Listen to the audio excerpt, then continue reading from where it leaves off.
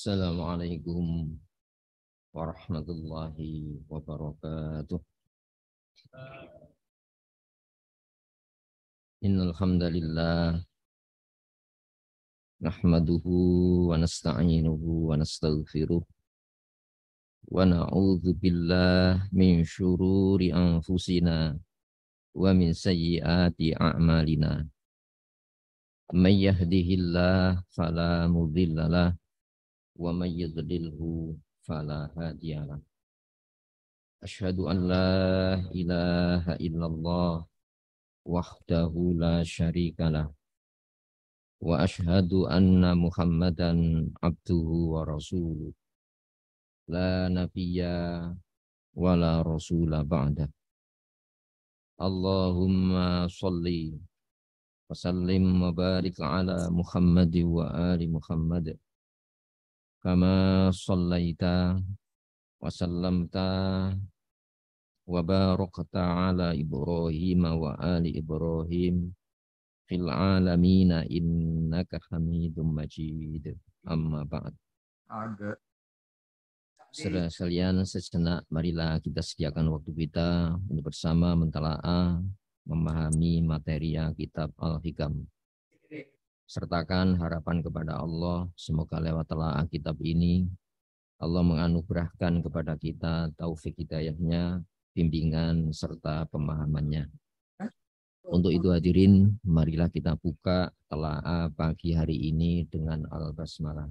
Bismillahirrahmanirrahim. Saudara sekalian, Al-Quran syarat dengan berbagai macam bentuk-bentuk perilaku manusia. Tentunya ada pelakunya, ada standar laku. Maka Islam dihadirkan lewat penjelasan Al-Quran, itu standar beraktivitas di dalam kehidupan dunia ini. Layaknya sebuah standar, maka kita harus menyesuaikan laku aktivitas kita dengan standar tersebut. Sehingga kalau dirumuskan, maka Al-Quran itu berisi standarisasi tentang kegiatan aktivitas manusia. Sehingga membentuk sebuah kesatuan sistem yang sempurna ya, bagi manusia. Hadirin rahimakumullah, sehingga Allah berfirman, walaqad sharrafna fi hadzal Qur'an min kulli mathal. Sungguh telah kami jelaskan secara rinci di dalam Quran ini jenis-jenis peraga. Kenapa? Ada aktivitas laku, ada pelaku, dan ada alur yang dijalani, yang dijalankan. Satu contoh hadirin rahimakumullah, Fir'aun itu sebuah person. Namun ada sifat yang melekat pada Fir'aun. Kemudian ada laku perbuatan. Yang motivator utama bahwa manusia itu ingin bahagia. Maka alat-alat bahagia itu dikumpulkan sedemikian rupa. Ada yang gandrung kekuasaan. Kenapa disimpulkan dengan kekuasaan itu bisa meraih yang namanya bahagia? Maka ada person Fir'aun tersebut. Ada person yang bernama Korun. Korun itu berkeyakinan bahwa tumpukan harta, kedekatan dengan istananya Fir'aun itu di sana dia dapat yang namanya kebahagiaan. Tapi apa yang terjadi hadirin rahimakumullah? Alat-alat tersebut tidak mengantarkan kepada bahagia, tapi bersenang-senang. Sehingga pelakunya ya, sibuk mengumpulkan alat tanpa bisa meraih tujuan dengan alat itu untuk bahagia. Maka disebutkan secara rinci di dalam Al-Quran. Nah, termasuk ahli sihir ya, yang disewa khusus untuk menghadapi Nabi Musa. Tawarannya apa? Loh, kalau saya nanti menang dalam pertarungan ini dengan Musa, saya dapat apa? Maka Fir'aun mengatakan, anta minal muqarrabin. Kamu termasuk orang-orang yang didekatkan dengan kalangan istana ini. Lalu apa yang terjadi, hadirin rahimakumullah? Ternyata ada satu bentuk kenikmatan. Yang kenikmatan ini tidak seperti yang ya digambarkan oleh manusia. Dengan alat-alat mencapai namanya bahagia itu ternyata tidak sampai pada ujung kebahagiaan. Maka si tukang sihir tadi dalam pertarungan sihir melawan mukjizat tadi tumpul, ya, kalah. Maka berbalik. Oh, ternyata ada tingkatan satu pengetahuan yang pengetahuan ini tidak seperti yang difahami umumnya orang. Padahal itu sihir yang paling top. Hadirin rahimakumullah, yang diharapkan dengan ilmu sihir itu dia meraih kedekatan dengan kalangan Fir'aun. Maka kok masih tetap kalah ya? Ada apa ini? Maka si gurunya para pensihir itu mengatakan, ini paling top ini, ilmu ini. Ditanya, bagaimana ekspresi Musa ketika melempar mukjizatnya itu? Dikira sihir juga. Bagaimana Musa ketika melempar alat-alat sihirnya tadi? Dijawab oleh murid-muridnya, dia dalam kondisi ketakutan luar biasa. Terkejut ya Musa ini. Lalu disimpulkan gini, tidak mungkin itu sihir. Itu di luar yang kita pelajari. Sebab ahli sihir tidak akan pernah takut dengan sihir-sihir itu. Berarti apa? Ini tidak seperti yang kita bayangkan. Berarti ini di luar sihir yang kita pelajari. Maka si tukang sihir tadi sujud. Amantu bi Rabbi Musa wa Harun. Ini bukan pelajaran dari Nabi Musa. Ini bukan rekayasa akal Musa ini. Amantu. Aku percaya bi Rabbi Musa,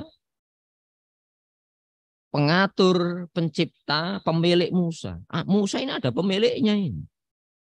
Makanya disebut bi Rabbi Musa. Aku percaya dengan pencipta Musa, yang menciptakan Musa, yang mengatur Musa, yang mendidik Musa ini. Maka berbalik Fir'aun yang asalnya itu rekayasa istana, itu rekayasa yang dibikin-bikin untuk mempengaruhi orang supaya meninggalkan Islam yang dibawa Nabi Musa. Maka Fir'aun mengatakan, oh, itu guru sihirmu berarti Musa. Berarti kau jebak saya. Padahal diseleksi itu ya. Mana pensihir-pensihir yang setia, yang ada kontrak, kalau kamu berhasil menjadi orang-orang yang paling dekat dengan istana katanya Fir'aun. Hadirin rahimakumullah. Si tukang sihir itu diancam gini. Amantum lahu qabla an adzana lakum. Kau percaya, kamu beriman kepada Musa, pemilik Musa, pencipta Musa, pendidik Musa itu. Qabla an adzana lakum. Sebelum kuberikan izin khusus kepada kamu. Hadirin, orang percaya itu harus izin. Padahal Islam kan enggak ya. Kalau percaya monggo, kalau enggak percaya ya monggo. Tapi kebenaran Islam itu enggak bisa ditolak dengan berbagai macam rekayasa. Bahwa yang namanya benar itu dicari orang, bukan kebenaran nyari orang. Makanya kalau ada nyari orang berarti apa? Biasanya palsu. Hadirin rahimakumullah, apa ancamannya? Padahal dia mengatakan dekat dengan Fir'aun itu sebuah kenikmatan, kebahagiaan. Padahal ini diancam ya. Lauqatti'anna aydiyakum wa arjulakum min khilaf. Akan aku potong tangan dan kakimu bersilang. Bukan itu sekedar wala usallibannakum. Wala usallibannakum.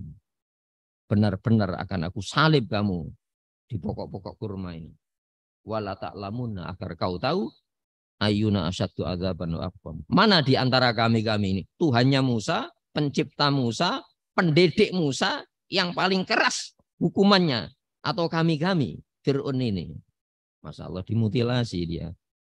Tidak dibunuh secara langsung, tapi dipertontonkan. Supaya apa? Orang-orang keder untuk mengikuti agamanya Islam yang dibawa Nabi Musa alaihissalatu wassalam. Hadirin coba bandingkan itu. Berarti ada kenikmatan khusus yang tidak dikenal oleh umumnya orang. Nah, nanti kita bahas di dalam kitab Al-Hikam ini. Hadirin rahimakumullah. Kalau nikmat itu ya jadi raja itu menempel pada Fir'aun. Tapi kenapa Fir'aun tidak pernah bahagia, tidak pernah merasakan ketenangan? Kenapa? Dia harus membangun perlindungan berlapis. Itu ada tentara khusus yang mengawal Fir'aun. Kenapa? Dia takut pengkhianatan orang-orang dekatnya. Berarti apa? Fir'aun itu menjaga kekuasaan, menjaga kerajaannya. Dia belum pernah dilindungi oleh kekuasaan dan kerajaannya. Hadirin rahimakumullah, bayi yang masih lahir, masih merah itu disembelih oleh Fir'aun. Kenapa dia? Dia takut ada mahliganya, ada orang-orang yang akan merampas mahligai kekuasaannya. Berarti apa? Selama ini dia takut. Padahal dia raja ya. Hadirin, berarti apa? Kekuasaan tinggi, kekuasaan yang luas, begitu jaringan politiknya begitu kuat, dia tidak bisa membebaskan seseorang dari ketakutan. Ketika manusia dikuasai oleh ketakutannya, saya bertanya, apakah itu bahagia? Bandingkan dengan ancaman yang Fir'aun berikan kepada ahli sihir tadi, dia tenang menghadapi hukumannya tadi. Apa jawabannya? Lan nu'thiraka ala ma ja'ana minal haq. Saya tidak akan pernah lebih mengutamakan ancamanmu ala ma ja'ana minal haq, atas kebenaran yang Allah berikan kepada saya di dalam batin saya ini. Maka apa jawabannya? Faqdi ma anta qadin. Putuskan apa yang tidak kau putuskan. Kenapa? Saya meraih sebuah kenikmatan yang tidak kau rasakan di selama hidup ini. Hadirin rahimakumullah, maka eksekusi itu dijalani. Maka dia dengan tenang menjalani eksekusi ini. Ini ada apa berisnya? Hadirin rahimakumullah, bandingkan dengan kita. Kita kan belum pernah diancam semacam itu. Paling kita takut. Ketakutan itu kelas berapa gitu kan. Maka bandingkan dengan contoh-contoh yang diabadikan di dalam Al-Quran. Kadang-kadang kita ini menangkapnya keliru. Air yang sama ketika dilewati Fir'aun, tempat yang sama ketika dilewati Nabi Musa. Kenapa air itu berbelah? Dan siapa yang mengkomando air untuk kembali menyatu ketika Fir'aun melintasi lautan itu? Sehingga Allah pernah menginstruksikan kepada langit dalam peristiwa banjir bandang yang begitu besar pada zaman Nabi Nuh. Ya sama'i ikla'i ma'aki. Wahai langit, hentikan air hujanmu. Itu Allah menginstruksikan kepada air hujan. Waya ardibla'i ma'aki. Wahai bumi, telanlah airmu. Sehingga apa? Air menjadi susut, hujan menjadi reda, maka perahunya Nabi Nuh dengan selamat mendarat di pojok bukit itu. Hadirin rahimakumullah, itu instruksi Allah kepada makhluk, bukan kita, bukan malaikat, tapi bumi disuruh menelan air, laut disuruh menghentikan air hujan. Dan yang memerintahkan laut kembali lagi ketika dilewati oleh Fir'aun, itu Allah yang menginstruksikan. Bagaimana Allah menginstruksikan kepada api saat kobaran api itu membakar Nabiullah Ibrahim. Ya narukuni, wahai api, jadilah kamu dingin. Bardan, dingin. Tapi jangan terlalu dingin. Nanti Ibrahim mati kedinginan. Wassalaman ala Ibrahim. Selamatkan Ibrahim. Hadirin, itu instruksi Allah kepada api, kepada air, kepada bumi, kepada langit. Itu bukan malaikat itu. Itulah orang-orang yang berpihak kepada Allah Subhanahu wa ta'ala. Hadirin, sehingga mari kita mengenal bahwa nikmat-nikmat itu seharusnya mengantarkan kita kepada sayangnya Allah. Bukan nikmat itu yang mengantarkan kepada kebahagiaan. Tapi nikmat itu diinstruksikan oleh Allah Subhanahu wa ta'ala. Manakala nikmat itu petunjuk operasionalnya kita gunakan sesuai dengan ajaran Allah Subhanahu wa ta'ala. Taruhlah, kenapa kekuasaan yang begitu luas dan kuat justru menimbulkan kecemasan, ketakutan pada diri seorang Fir'aun. Ada apa semacam ini? Maka dikirim orang di saat yang sama, dikirim dua nabi. Siapa yang dikirim kepada Fir'aun? Seorang pendidik Musa alaihissalam. Seorang pengantar bahasa yang paling lembut, siapa itu? Nabi Harun. Masa Allah berniat buruk kepada Fir'aun? Loh, kalau seorang Fir'aun Allah tidak punya niatan buruk, bagaimana kita yang bukan Fir'aun? Maka Allah menegaskan, ya, idhaba ila Fir'aun. Musa, Harun, beranjaklah kamu menemui Fir'aun. Untuk apa? Untuk membenahi pola pandang yang keliru. Innahu tagha, dia sudah melampaui batas dari pemahaman yang Islam pahamkan. Padahal sebelum Fir'aun itu ada Yusuf yang mendidik Islam. Walaqad ja'akum Yusufu min qablu. Bukankah Yusuf pernah hadir di tengah-tengah kamu sebelum saya ini? Siapa itu yang mengatakan itu? Nabi Musa alaihissalatu wassalam. Maka ada dialog-dialog. Bagaimana dialognya Nabi Musa dengan Fir'aun? Untuk membenahi perilaku pandangan hidup yang salah. Bukan bahagia itu kau raih kekuasaan. Sementara dengan kuasa itu kau salah menggunakannya. Bandingkan kerajaan yang sama pernah diberikan kepada Sulaiman alaihi salam. Kerajaan yang sama pernah diberikan kepada Nabi Daud alaihi salam. Tapi endingnya mana yang membahagiakan, yang menyelamatkan? Bandingkan dengan yang diberikan kepada Namrud dengan yang diberikan oleh Allah kepada Fir'aun. Hadirin rahimakumullah, maka Islam mengajarkan Allah Maha Kasih tak pilih kasih. Semua dikasih alat-alat untuk meraih bahagia. Tapi Allah Maha Sayang, maka dikasih pembekalan bagaimana meraih dan menggunakan kenikmatan tadi. Hadirin, yang penting bukan, yang penting senang. Semua cara dipakai. Yang penting terhindar dari sengsara. Semua cara dipakai. Justru apa yang terjadi? Dia lupa bahwa kasih Allah, nikmat-nikmat itu hanya alat. Maka dibekali, gunakan dengan alat itu untuk bondo modal taat kepada Allah Subhanahu wa ta'ala. Di sana adalah ketenangan. Hadirin rahimakumullah. Kenikmatan sehat. Orang mengatakan sehat itu bahagia, belum tentu. Itu alat meraih kebahagiaan. Ada orang sehat malah sengsara, ketakutan luar biasa. Flu sedikit saja takutnya luar biasa. Berarti apa? Justru sehat itu sumber kecemasan. Tapi sebaliknya ada orang yang sakit. Menjalani sakitnya ya biasa-biasa saja. Insya Allah antara sakit dengan sehat, banyak sehatnya kok. Coba kalau kita lihat ya, kita amati sendiri. Katakan usia 50 tahun atau 60 tahun, insya Allah banyak sehatnya.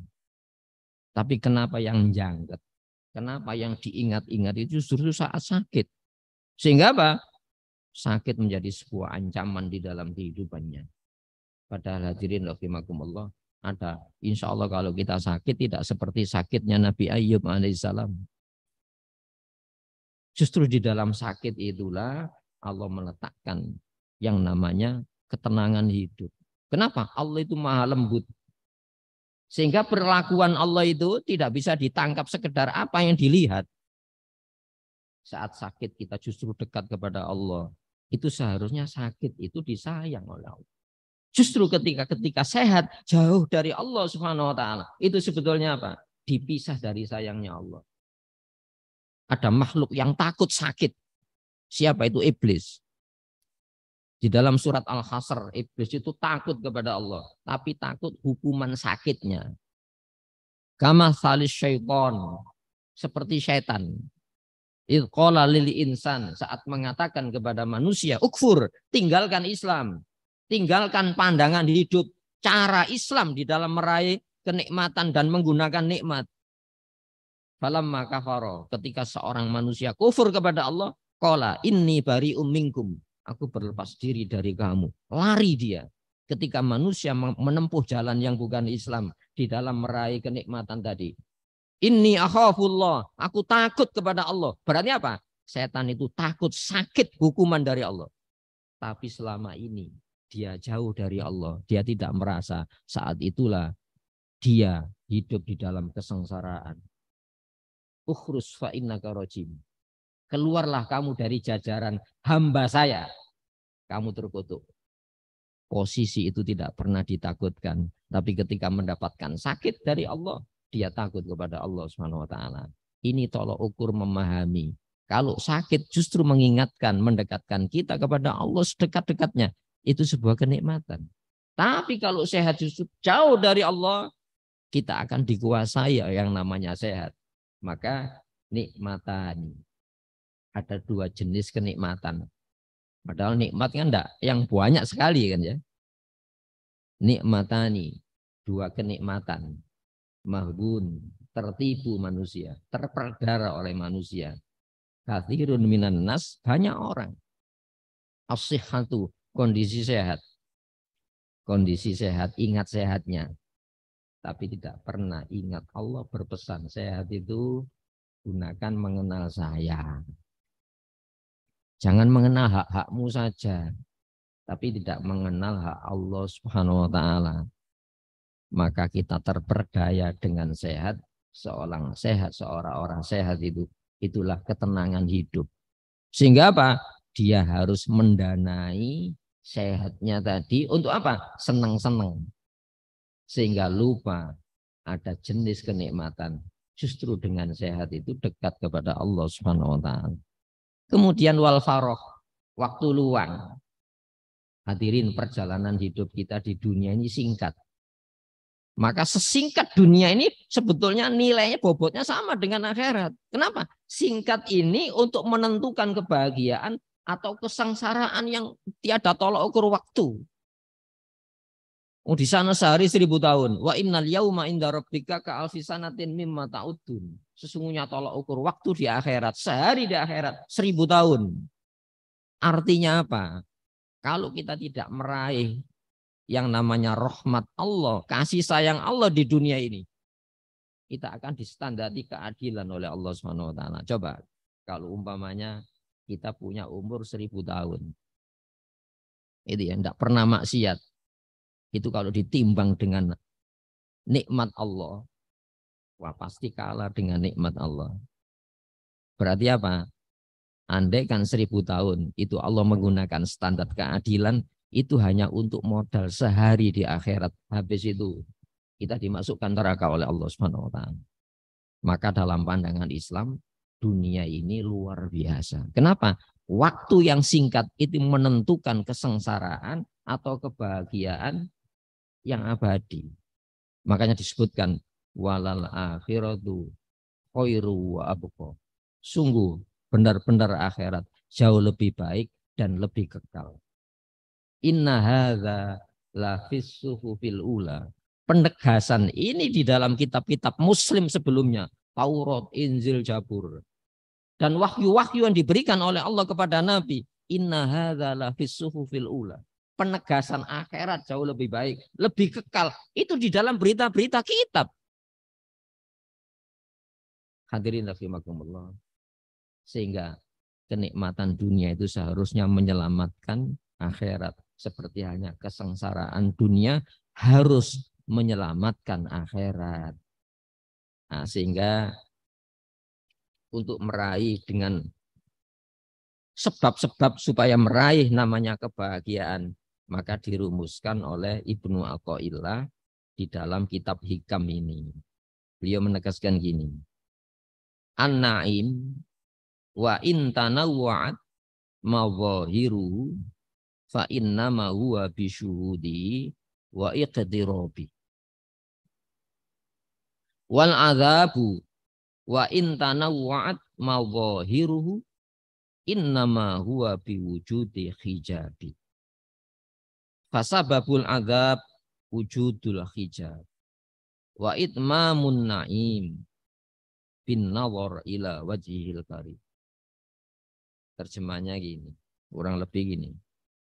An-na'im, nikmat yang dikatakan nikmat itu, yang banyak dikejar orang. Tapi salah, hanya mengumpulkan sebabnya saja. Dikasih umur panjang, Fir'aun umurnya panjang. Dikasih sehat, Fir'aun tidak pernah sakit. Dikasih kekuasaan yang lama, Fir'aun itu lama kekuasaannya. Dinasti Faraina itu abad. Itu. Dulu ada dinasti Reza Pahlavi. Berapa? Dinasti Reza Pahlavi Shah Iran itu 2,5 abad ini. Kekuasaan Reza Pahlavi itu. Dia keturunan yang berapa itu? Modal-modal ini diberikan kepada kekasih Allah, yang sama juga diberikan kepada musuhnya Allah modal-modal itu. Tapi kenapa beda? Cara mensikapi, cara menikmatinya beda. Mari kita gali itu ya. An-naim, nikmat apapun yang dikatakan nikmat, wa intana wa'at, walaupun beragam. Madzahiruhu, gejala yang muncul. Ada jabatan, ada sehat, ada dunia yang dikumpulkan melimpah, ada jaringan bisnis, jaringan politik yang begitu kuat. Untuk apa sih manusia? Masa untuk sengsara? Tidak mungkin. Untuk meraih bahagia. Padahal modal bahagia itu tenang. Bukan kita yang menjaga jabatan, seharusnya jabatan itu yang menjaga kita. Untuk tetap bisa menjalani fungsional. Jadi hamba Allah. Dengan jabatannya dia fasilitasi ketaatan dia dan orang lain. Bukan untuk menindas yang lainnya jauh dari Allah. Jabatan wewenang yang sama bisa menjauhkan orang dari Allah.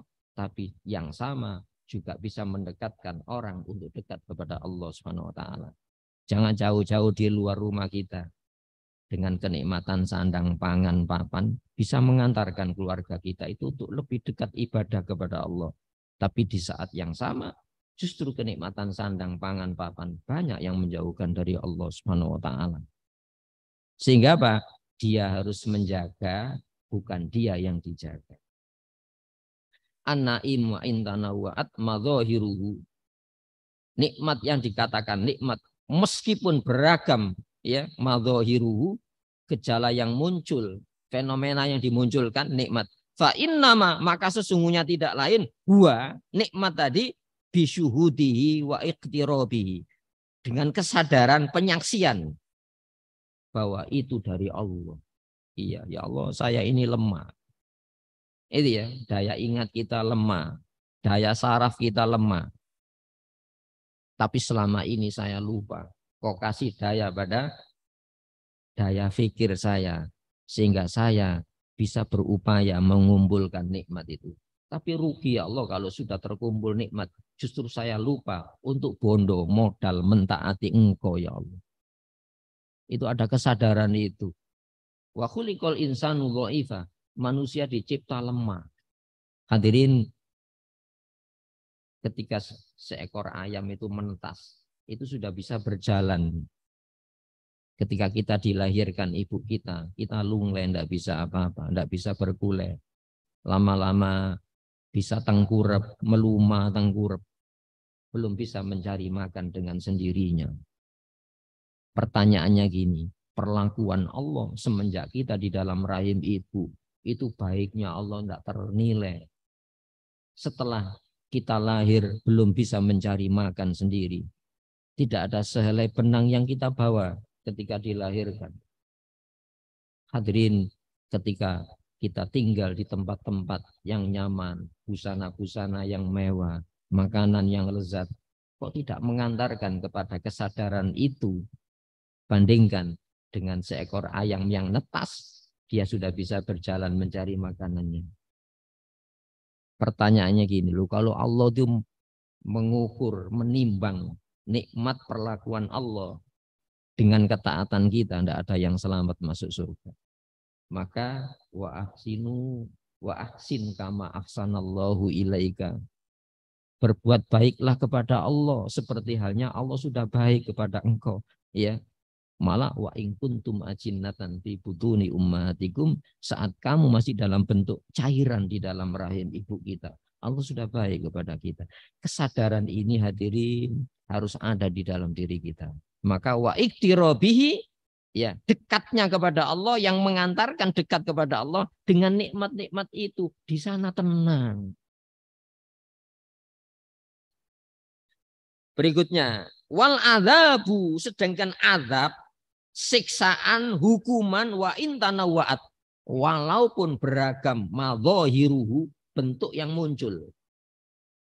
Ya, innama huwa biwujudi hijabi. Tidak lain karena apa? Adanya hijab sekat dari mentaati Allah. Kalau justru nikmat itu menghalangi kita dari apa? Taat kepada Allah, itu azab. Fir'aun itu usianya panjang. Berarti apa? Tidak pernah sakit, berarti apa? Teknologi kedokterannya sudah maju. Bisa swasembada pangan Fir'aun itu. Malah 7 tahun pernah. Ya, dinasti Fir'aun mengalami apa? Krisis pangan. Maka seluruh Afrika datang berbondong-bondong. Itu pada zamannya Nabi Yusuf alaihissalam. Menunjukkan apa? Teknologi pertaniannya sudah maju. Jaringan politik Fir'aun begitu lama. Berarti apa? Negarawan yang ahli politik yang luar biasa itu.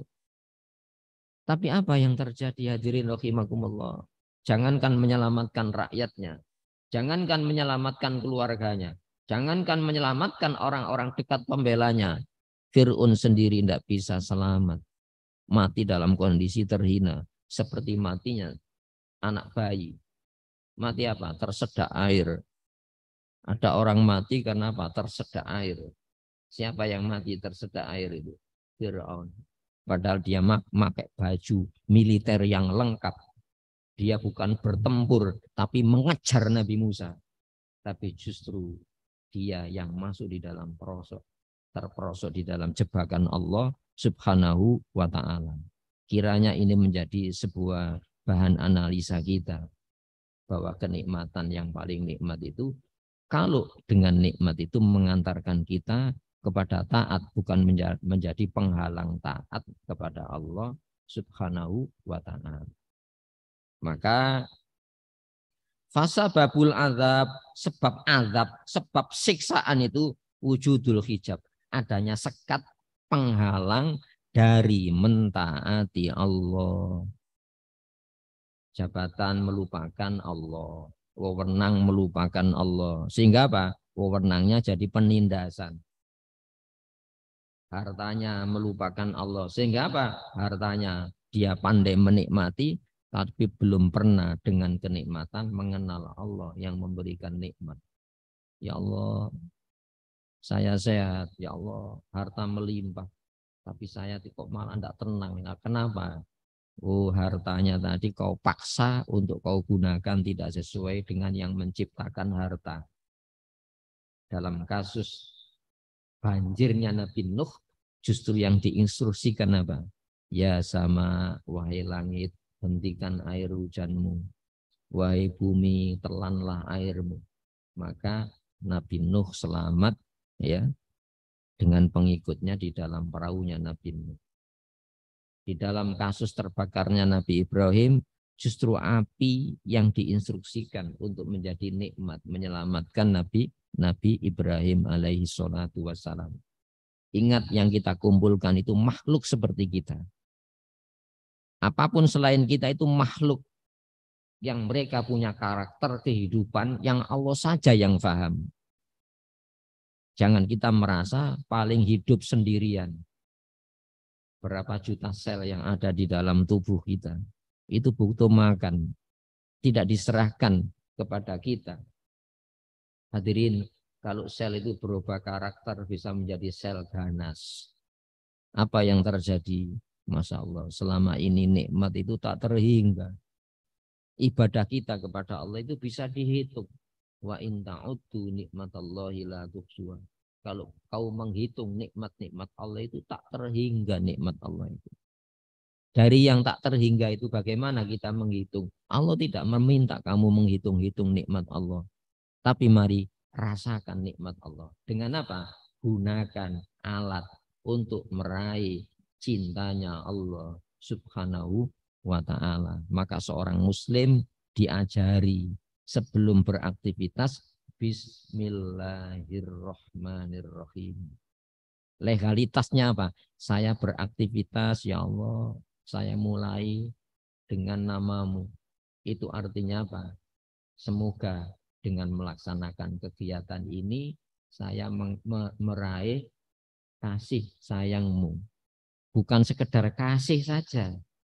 Banyak kasih tapi tidak mengantarkan kepada sayang. Maka bismillah itu mengikat cara. Tidak mungkin saya bismillah sementara pekerjaannya pekerjaan haram. Sebab bismillah tidak menghalalkan hasil dari pekerjaan haram. Maka bismillah itu mengikat. Semoga kasihmu mengantarkan saya kepada sayangmu. Bismillahirrahmanirrahim. Andaikan kita gagal, enggak gagal itu. Kalau kita memahami sayangnya Allah, tidak dikasih itu disayang. Banyak orang yang dikasih tapi tidak disayang. Tandanya apa? Jauh dari Allah Subhanahu wa ta'ala. Itu cara pandang Islam. Maka ketika kita meraih itu ya, apa yang kita ucapkan? Alhamdulillahirabbil alamin. Segala puji bagi Allah, pencipta pengatur segala alam. Saya bagian terkecil dari alam itu ya Allah. Maka harapannya mengantarkan taat. Mana yang dialhamdulillahi? Nikmat yang mengantarkan taat atau nikmat yang kita nikmati? Kebanyakan yang kita alhamdulillah itu nikmat yang kita nikmati, bukan nikmat yang mengantarkan kepada taat. Lu kalau alhamdulillahnya itu bisa salah, bagaimana bismillahnya? Masa kita makan babi bismillahirrahmanirrahim, itu malah bismillahnya maksiat itu. Kita mencuri bismillahirrahmanirrahim, bismillahnya itu maksiat. Apalagi ketika berhasil digunakan maksiat, alhamdulillahirabbil alamin, alhamdulillahnya itu maksiat. Hadirin rahimakumullah, ada seorang yang berguru kepada Abu Yazid Al-Bustami rahimahullah. Ya Aba Yazid, sekian tahun saya berguru kepada engkau. Saya belum merasakan apa yang kau rasakan di dalam ibadah-ibadah yang kami jalani. Maka ajari aku sebuah ilmu, supaya dengan ilmu itu saya bisa merasakan apa yang kau rasakan. Katanya Aba Yazid, menurut saya ku amati di antara murid-murid saya ini, kau tidak akan mampu meraih itu. Yakin saya mampu, ajari saya. Maka Abu Yazid mengatakan, kamu tidak mampu, tapi insya Allah saya mampu. Maka syaratnya apa? Sorbanmu itu tanggalkan. Kamu sudah tidak usah pakai baju layaknya yang saya pakai. Ya. Baju gamismu tanggalkan. Baju biasa saja. Saya bisa. Kemudian bawalah keranjang, satu keranjang kacang ini. Maka berkelilingnya di pasar-pasar, berikan kepada anak-anak. Maka setelah kau beri, jangan kamu larang, jangan mengucapkan terima kasih. Setelah kau beri kacang itu, anak-anak suruh nampar pipi kamu. Dia mengatakan apa? Subhanallah. Masa engkau menyuruh saya semacam ini? Ya itu jalannya. Makanya saya mengatakan kamu tidak bisa. Artinya apa? Subhanallah, maha suci Allah. Jangan pernah kau mensucikan dirimu. Berarti kau mengatakan subhanallah, maha suci Allah, itu sebetulnya apa? Maha suci diri saya. Maka saya seorang ulama kau suruh semacam itu. Makanya saya mengatakan kamu tidak bisa. Maka si Abu Yazid mengatakan, subhanallahmu itu maksiat kepada Allah Subhanahu wa taala. Yang seharusnya subhanallah maha suci Allah itu apapun yang Allah berikan kepada engkau yang melekat pada dirimu itu sebetulnya alat-alat untuk mentaati Allah Subhanahu wa taala. Kau tidak pernah membanggakan Allah apa yang kau berikan kepada Allah. Buktinya apa? Justru itu membanggakan dirimu. Maka hadirin rahimakumullah, mari kita koreksi kembali bismillah kita. Jangan-jangan saya bismillah, cara hidup saya ini haram. Dari hasil haram kita gunakan untuk sodako. Berarti sodakonya itu gimana? Hadirin, semoga dengan mengenal kenikmatan-kenikmatan bahwa inti nikmat itu apapun, ya kalau dia tidak ada sekat antara kita dengan Allah Subhanahu wa taala, maka di sanalah akan Allah berikan ketenangan hidup. Sebab tenang hidup itu modal kebahagiaan. Walladzi anzalas sakinata fi qulubil mu'minin. Allah yang menurunkan ketenangan di dalam hati mukmin. Diturunkan ketenangan ini. Di mana wadahnya? Hati mukmin. Kalau sakit justru mengantarkan saya mengenal Allah, kita mengenal Allah, justru sakitnya itu menenangkan. Tapi justru dengan kenikmatan yang melimpah, justru kita lupa cara Islam, berarti apa? Itu sumber-sumber petaka di dalam kehidupan kita. Semoga telah singkat ini mengantarkan kita kepada mengenal Allah Subhanahu wa taala, mengenal pemberian-pemberian Allah. Mari kita berdoa. Allahumma shalli wa sallim wa barik ala Muhammad wa ali Muhammad. Alhamdulillahirabbil alamin. Rabbana zalamna anfusana wa illam taghfir lana wa tarhamna lanakunanna minal khasirin. Allahumma inna nas'aluka minal khairi kullih ajilihi wa ajilihi ma alimna min wa ma lam na'lam wa na'udzubika minasyarri kullih ajilihi wa ajilihi ma alimna minhu wa ma lam na'lam. Allahumma inna nas'alukal jannah wa ma qarraba ilaiha min qawlin aw amalin wa na'udzubika minan nar wa ma qarraba ilaiha min qawlin aw amalin. Allahumma inna nas'aluka an taj'ala kulla qada'in qadaitahu lana khairan. Ya Allah, ya Tuhan kami memohon kepada Engkau kebaikan dunia akhirat sekarang maupun yang akan datang, yang kami ketahui maupun yang tidak kami ketahui. Ya Allah, ya Tuhan kami berlindung kepada Engkau dari keburukan dunia akhirat sekarang maupun yang akan datang, yang kami ketahui maupun yang tidak kami ketahui. Ya Allah, ya Tuhan kami memohon kepada Engkau kebaikan yang pernah diminta oleh seorang Nabi, Rasul, hamba kekasih-Mu Muhammad Sallallahu Alaihi Wasallam.